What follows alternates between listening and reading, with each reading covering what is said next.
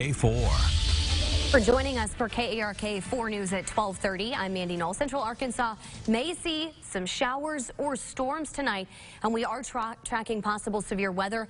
Meteorologist Kristen Kennedy has the latest on the storm as it develops. Kristen, let's start with you. Yeah, we do have the threat for severe weather again in the forecast overnight tonight through tomorrow morning, and the Storm Prediction Center has expanded that 30% risk for severe storms, now including more of north central, northeast parts of central, including the Little Rock metro area, as well as west central, southwest, and parts of northwest Arkansas. So a good chunk of the state under that 30% risk. This is just the highest potential to see severe storms and in that area of Arkansas. Further down towards the south through around Pine Bluff and extending through Texarkana, there's still about a 5 to 15% chance. Anywhere on the map that's highlighted, you do have the risk for severe weather overnight tonight into the early morning hours of Tuesday. So it's very important that you have multiple ways to get severe weather alerts before you head to bed tonight, because not only are we talking about large hail as well as strong winds that could create some damage, but we can't completely rule out an isolated tornado or even some localized flash flooding. Now, we're going to be breaking down the timing of this storm system and letting you know when exactly you can expect it in your neighborhood, as well as what the other 7 days of the week have in store in your full forecast coming up in just a few minutes. Thanks, Kristen. Hey, the Arkansas Storm Team is going to be on standby throughout the day today for you. You can get updates through the Arkansas Storm Team app. It is so easy to download. You can do it right now. All you have to do is point your phone's camera right at your screen, make sure it's in focus, and you'll get the instructions right on your phone. You can do it with both Apple and Android devices. Couldn't be easier for you. Little Rock police are still searching for the man they say is responsible for a string of deadly stabbings. Investigators believe this person stabbed 4 people over the span of several months. 3 of the victims died. The most recent was just a couple weeks ago. Police say the attacks are usually between 1 and 4 a.m. If you have any information, contact LRPD. You can remain anonymous. The stabbings haven't happened too far from the Arkansas Children's Hospital. ACH says it's increasing security resources and patrols. The hospital is expanding shuttle coverage to 2 nights that'll run on demand. Security will have a dedicated outside patrol on the night shift as well. Little Rock Police and the Pulaski County Sheriff's Office have also agreed to patrol the area to help out. Tomorrow, the Little Rock Board of Directors will vote on the mayor's proposed 1-cent sales tax. The money would be used to boost tourism, revamp city streets, and take care of city parks.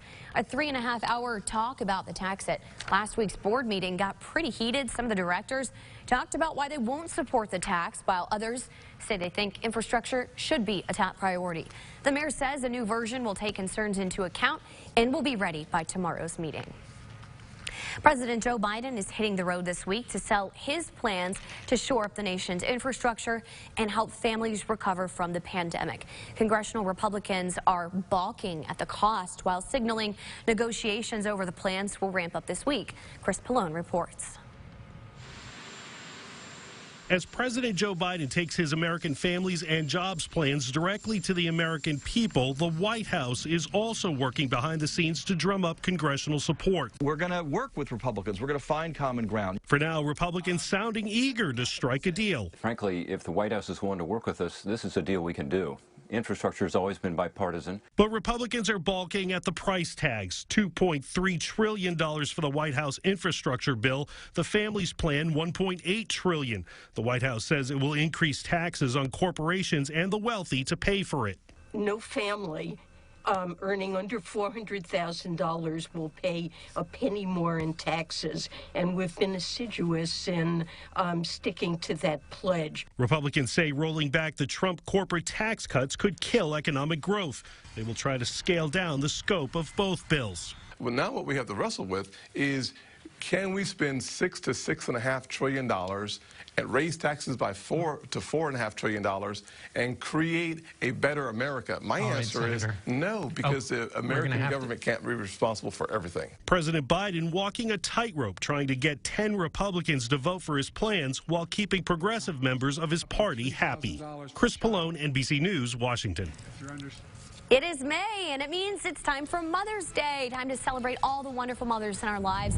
Coming up, we'll have some gift ideas to take the stress out of shopping for your marvelous mother. And coming up at the end of the show, we are going to be dialing for dollars. Today's amount is $300. Hopefully we can give that away to one lucky viewer. In just a few more news and weather blocks. Meanwhile, after the break, we do have an important weather forecast for you, featuring what may be some severe storms coming across the natural state in the late night to early morning hours when many of you are likely going to be asleep. You're going to want to stick around to see what exactly to expect and other ways to have those severe weather alerts prepared for you. Again, all of that coming up in just a couple of minutes.